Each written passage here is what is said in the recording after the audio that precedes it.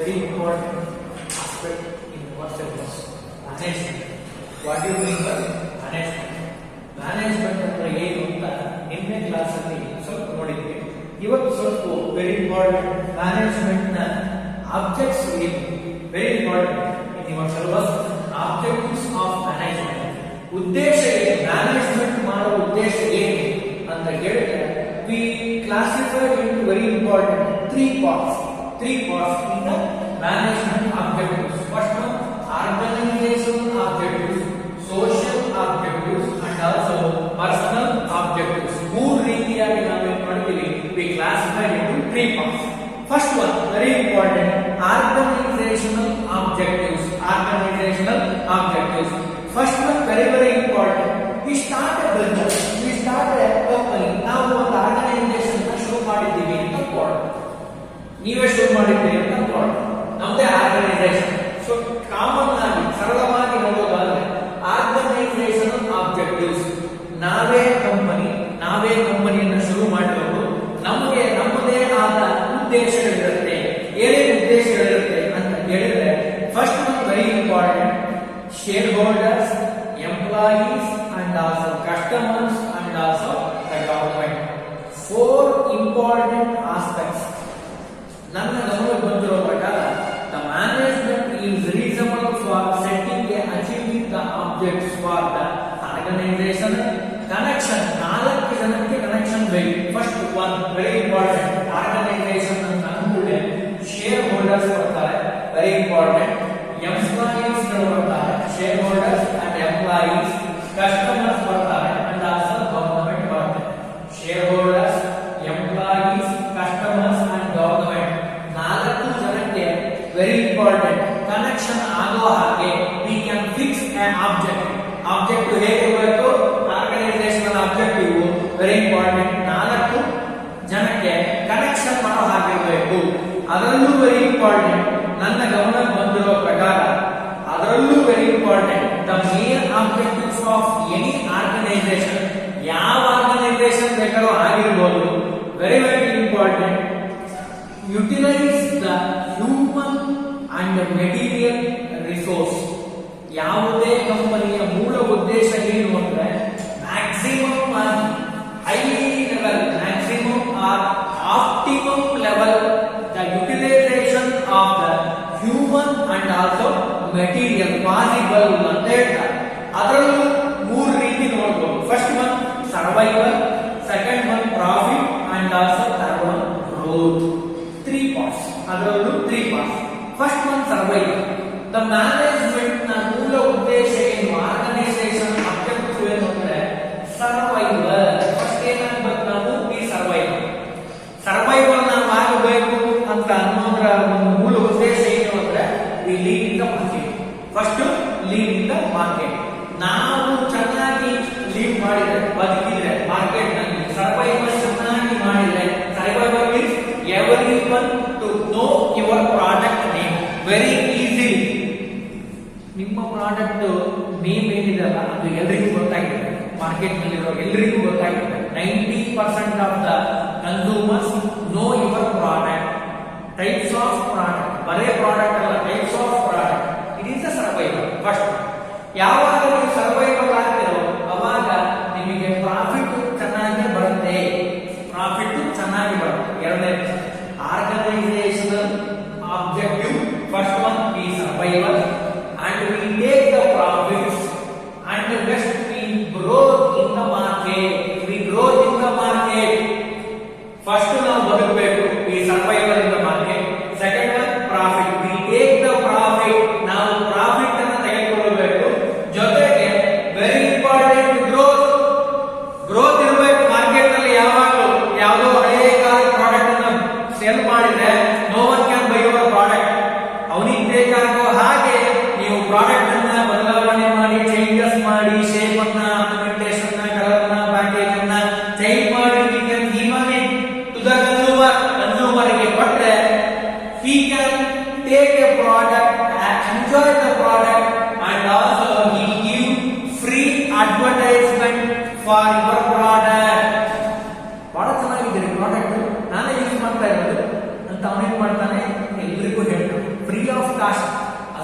ಅವಾಗ ಏನಾಗುತ್ತೆ, we slowly growth in the market.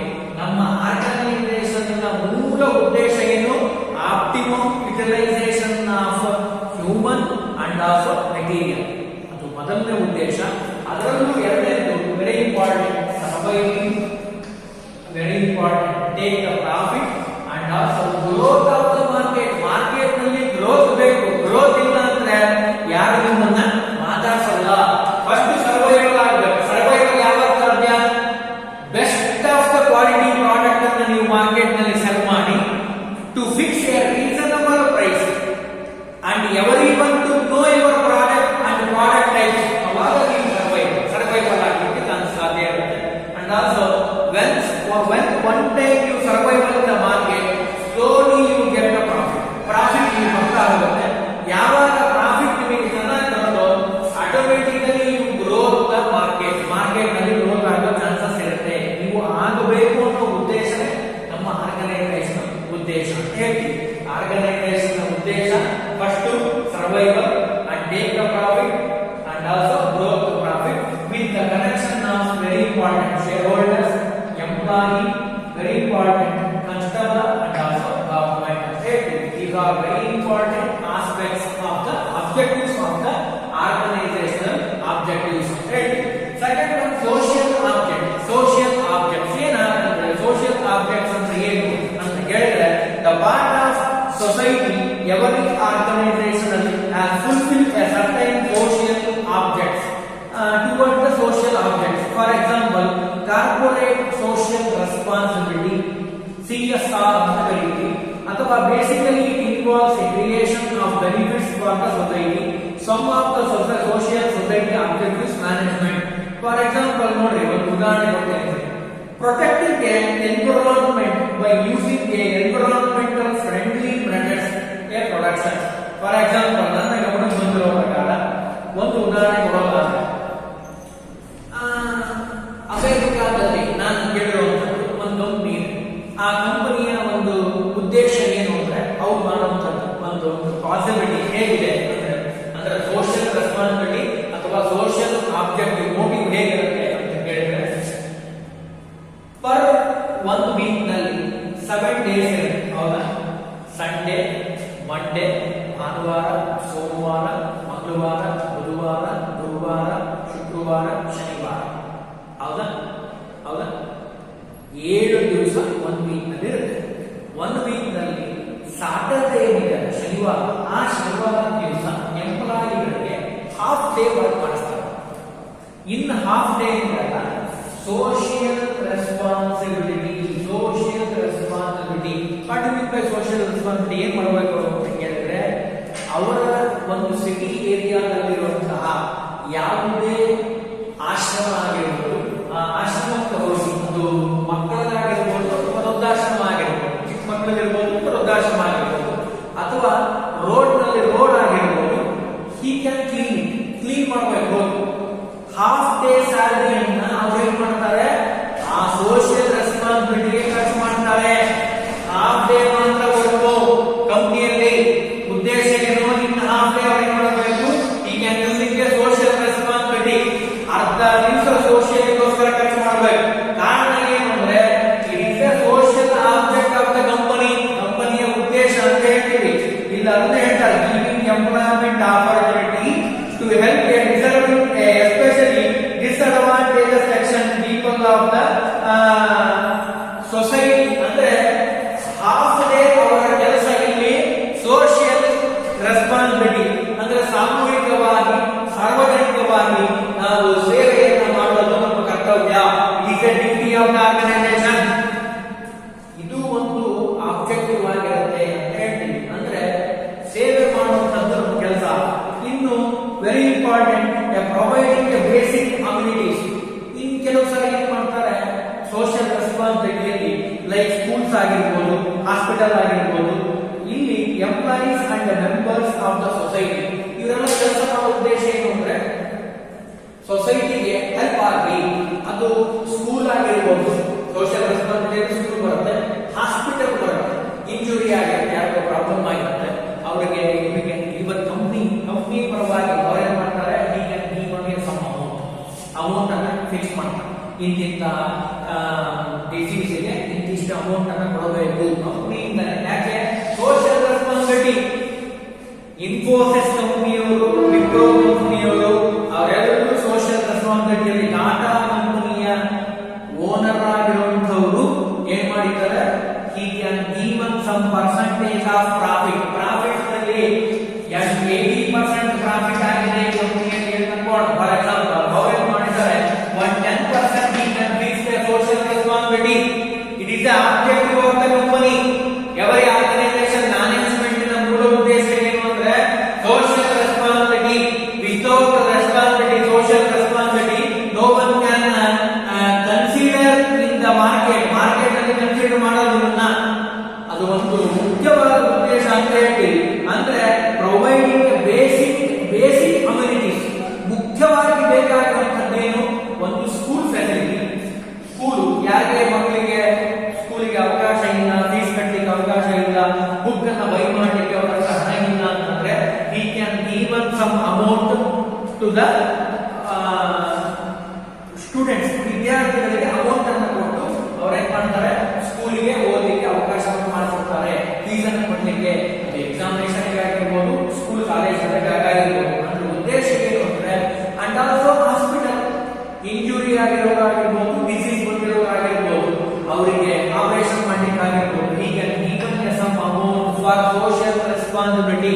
ಅಂದ್ರೆ ಸಾರ್ವಜನಿಕವಾಗಿ ಅವರನ್ನು ರಕ್ಷಣೆ ಮಾಡೋದು ನಮ್ಮ ಮುಖ್ಯ ಉದ್ದೇಶ, ನಮ್ಮ ಕರ್ತವ್ಯ, ನಮ್ಮ ಉದ್ದೇಶ ಅಂತ ಅನ್ಕೊಳ್ಳುವಂಥದ್ದು ಮ್ಯಾನೇಜ್ಮೆಂಟ್ನ ಮುಖ್ಯವಾದ ಉದ್ದೇಶ, ಸೋಷಿಯಲ್ ರೆಸ್ಪಾನ್ಸಿಬಿಲಿಟಿ ಅಂತ ಹೇಳ್ತಾರೆ.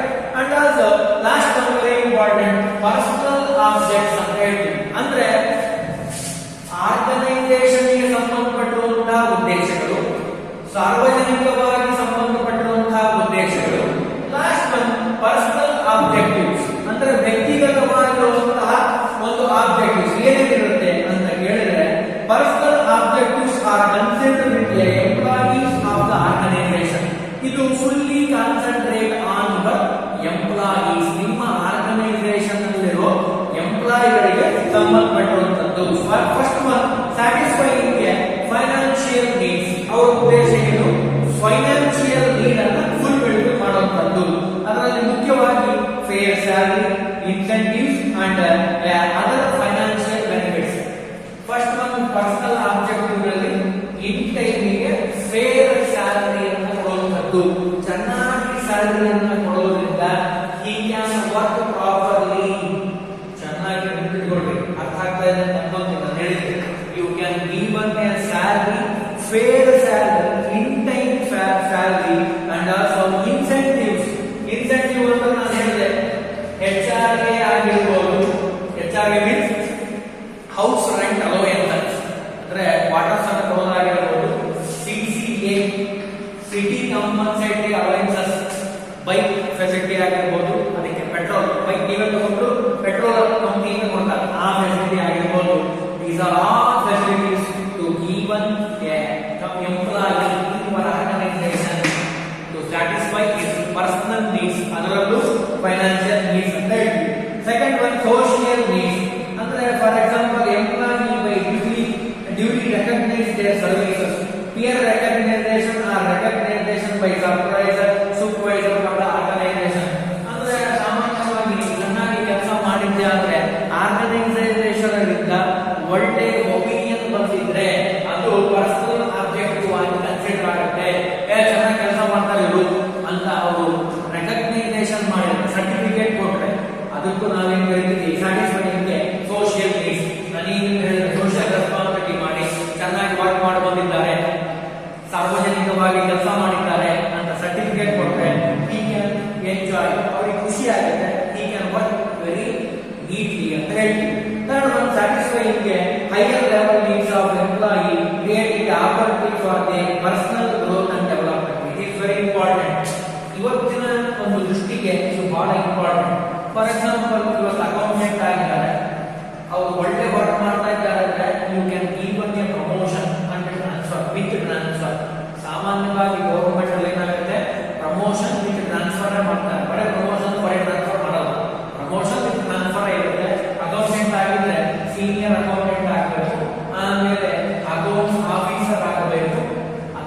ಎಗೋ ಅಂತ ಕರೀತೀವಿ.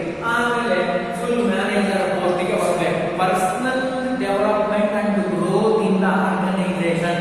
ಎವರಿ ಎಂಪ್ಲಾಯಿ ಎಕ್ಸ್ಪೆಕ್ಟ್ ಮಾಡ್ತಾನೆ. ಎಂಪ್ಲಾಯಿ ನಾನು ಇವತ್ತು ಇಲ್ಲಿದ್ದೀನಿ ಅಂದ್ರೆ ಇಲ್ಲಿಂದ ಮುಂದಿನ ವರ್ಷ ಬೇರೆ ಪೊಸಿಷನ್ಗೆ ಹೋಗ್ಬೇಕು, ಅದರ ಮುಂದಿನ ವರ್ಷ ಇನ್ನೂ ಬೇರೆ ಪೊಸಿಷನ್ಗೆ ಹೋಗ್ಬೇಕು. ವಿತ್ ಹೈಕ್ ದ ಸ್ಯಾಲರಿ ಜಾಸ್ತಿ ಆಗಬೇಕು, ಪೊಸಿಷನ್ ಜಾಸ್ತಿ ಆಗಬೇಕು. ನಾನು ಇವತ್ತು ಬರೀ ಅಕೌಂಟೆಂಟ್ ಆಗಿದ್ದೀನಿ ಅಂದ್ರೆ ನಾಳೆ ಸೀನಿಯರ್ ಅಕೌಂಟೆಂಟ್ ಆಗಬೇಕು, ಅದರ ಮೇಲೆ ಮೇಲೆ ಬೇರೆ ಪೊಸಿಷನ್ಗೆ ನಾನು ಹೋಗಬೇಕು. ಅಂದ್ರೆ the higher level of needs, ಅವನ ಉದ್ದೇಶ ಚೆನ್ನಾಗಿ ನಾನು ಬೆಳಿಬೇಕು, ಗ್ರೋತ್ ಆಗಬೇಕು ಅನ್ನೋ ಉದ್ದೇಶ. ಅದನ್ನ you can fulfil in the management. Management ಗೊತ್ತು ಇವ್ನು ಎಷ್ಟು ವರ್ಷ ಆಗಿದೆ, ಇವ್ನ ಎಕ್ಸ್ಪೀರಿಯನ್ಸ್ ಏನು, ಎಲ್ಲೆಲ್ಲಿ ಕೆಲಸ ಮಾಡಿದ್ದಾನೆ, ಎಷ್ಟು ಚೆನ್ನಾಗಿ ಕೆಲಸ ಮಾಡ್ತಾನೆ, ಇವನ ಒಂದು ವರ್ಕ್ ಪರ್ಫಾರ್ಮೆನ್ಸ್ ಏನು. He can give some ideas, ಒಳ್ಳೆ ಐಡಿಯಾಗಳನ್ನು ಕೊಟ್ಟು he can fulfil the needs of the personal objectives ಅಂತ ಹೇಳ್ತೀವಿ. ಅಂದ್ರೆ the management to fulfil a organisational social personal objects to control over all the organisation ಅಂತ ಹೇಳ್ತೀವಿ. ಹಾಗಾದ್ರೆ ಮ್ಯಾನೇಜ್ಮೆಂಟ್ ಯಾಕೆ ಬೇಕು? Very very important. Without management ಇರ್ಬೋದಾ ಅಂತ ಕೇಳಿದ್ರೆ, what are the importance of the management? Importance ಯಾಕೆ ಬೇಕು ಮ್ಯಾನೇಜ್ಮೆಂಟ್ ಅಂತ ಹೇಳಿದ್ರೆ, first one, management helps achieving A group goals ಅಂತ ಹೇಳ್ತೀವಿ. ಗ್ರೂಪ್ ಗೋಲ್ ನಾನು ಇನ್ನೇ ಹೇಳಿದೆ, 1000 ಕಾರ್ಸ್ ಪ್ರೊಡ್ಯೂಸ್ ಮಾಡಬೇಕು ಅನ್ನೋದು ಗೋಲ್ ಇದೆ. ಗ್ರೂಪ್ ಗೋಲ್ ಒಬ್ಬರಿಂದ ಸಾಧ್ಯ ಇಲ್ಲ. ಈ ಗ್ರೂಪ್ ಗೋಲ್ ಅನ್ನ ಈಸಿಲಿ ವಿ ಕ್ಯಾನ್ ಅಚೀವ್ ಮಾಡಲಿಕ್ಕೆ ಮ್ಯಾನೇಜ್ಮೆಂಟ್.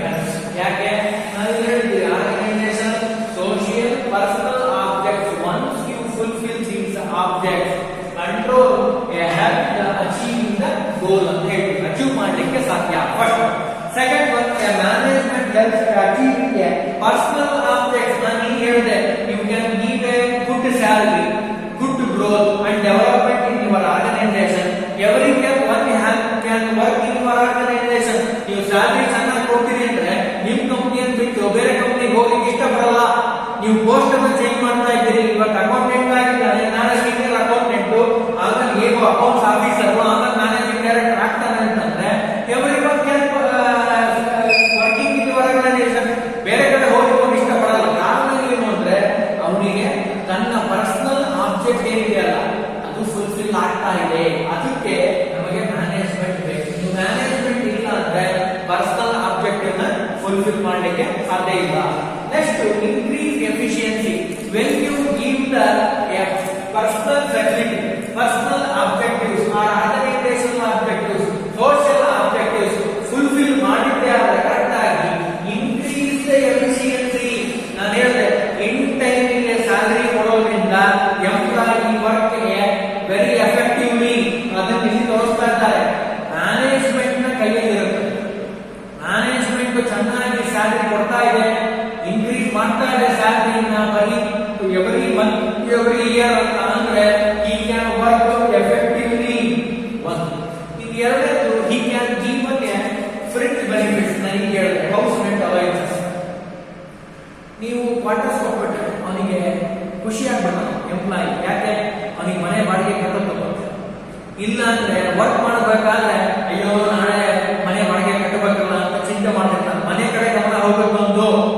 ಅದೇ ನೀವು ಕರೆಕ್ಟ್ ಆಗಿ ಸ್ಯಾಲರಿಯನ್ನು ಕೊಟ್ಟುಬಿಟ್ರೆ, ಈ ಟೈಮ್ ಆಗಿ ಹೌಸ್ ರೆಂಟ್ ಅಲೈನ್ಸಸ್ ಕೊಟ್ರೆ, ಪೆಟ್ರೋಲ್ ಚೆನ್ನಾಗಿ ಬೈಕಿಗೆ ಬೆಲೆಕ್ಕೆ ಕೊಟ್ರೆ, ಅವನು ಬಹಳ ಕಾಮಾಗಿ ಅವನೇನ್ ಮಾಡ್ತಾನೆ, ಹೀಗೆ work in for organisation, increase the efficiency. ಅವಾಗ ಇನ್ಕ್ರೀಸ್ ಆಗುತ್ತೆ ಎಫಿಷಿಯನ್ಸಿ. ಇದಕ್ಕೆ ಮ್ಯಾನೇಜ್ಮೆಂಟ್ ಬೇಕು ಅಂತ ಹೇಳ್ತೀವಿ. And also management creates a dynamic organisation. Management very important. Accept the changes and also market ಅಲ್ಲಿ ಫ್ಲಕ್ಚುಯೇಷನ್ಸ್. ನಾನು ಯಾವಾಗ ಹೇಳ್ತಿದ್ದೆ, ಮಾರ್ಕೆಟ್ ಇಸ್ ಕ್ವೈಟ್ ಡಿಫರೆಂಟ್. ಇವತ್ತಿದ್ದ ಹಾಗೆ ಮಾರ್ಕೆಟ್ ನಾಳೆ ಚೇಂಜ್ ಆಗ್ತಾ ಇರುತ್ತೆ. ಆ ಚೇಂಜಸ್ ಅನ್ನ you can adapt and also control. Management ಮಾಡಲಿಕ್ಕೆ ಡೈನಾಮಿಕ್ ಆಗಿರುವಂತದ್ದು ಯಾವುದು? Very important. ಮ್ಯಾನೇಜ್ಮೆಂಟ್ ಬೇಕು. Without management you cannot control or manage or dynamically acting ಅಂತ ಹೇಳಿ. Last one very important. Management help the development of society.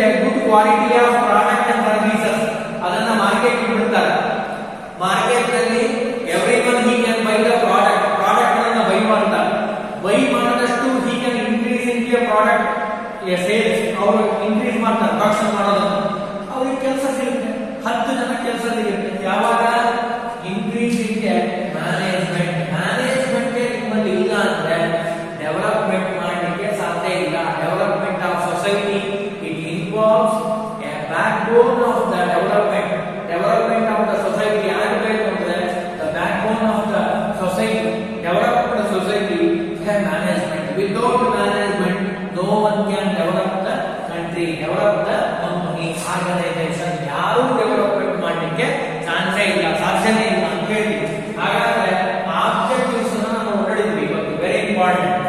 Organisational objects and also social objects. Organisational objects ಅಲ್ಲಿ ನಾನು ಈಗ ಹೇಳಿದಾಗೆ very important. Shareholders very important. Second one E ಅಂತ ಬರೆದಿದ್ದೀನಿ, employee of the organisation, consumer and also government. It was very important. We survival in the market, we take the profit and growth of the market. ನಮ್ಮ market ಅನ್ನು growth ಮಾಡಲಿಕ್ಕೆ ಚಾಲಿಸಲಿಕ್ಕೆ ಸಾಧ್ಯ ಆಯಿತು ನಮ್ಮ organisation management ನ organisation objectives ಅಂತ ಹೇಳ್ತೀವಿ. Second one social object, social responsibility, very important, including hospital and also school.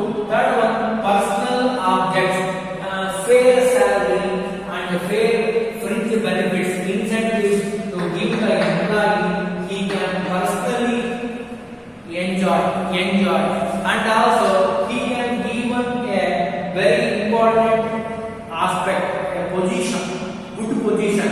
ಇವತ್ತು ಉದಾಹರಣೆ ಹೇಳಿದ್ರೆ ಅಕೌಂಟ್ಸ್ ಆಫೀಸರ್ ಆಗಿದ್ದಾರೆ, ಎಒ ಆಗಿದ್ದಾರೆ, ಅದರ higher grade B C, senior manager and also manager, assistant manager, manager and also MD. ಅಲ್ಲಿ ಹೋಗ್ಬೋದು, ಒಳ್ಳೆ position ಕೊಟ್ಟ ಹಾಗೆ ಈ ಕ್ಯಾನ್ ವರ್ಕ್ ಪ್ರಾಪರ್ಲಿ ಅಂತ ಹೇಳ್ತೀವಿ.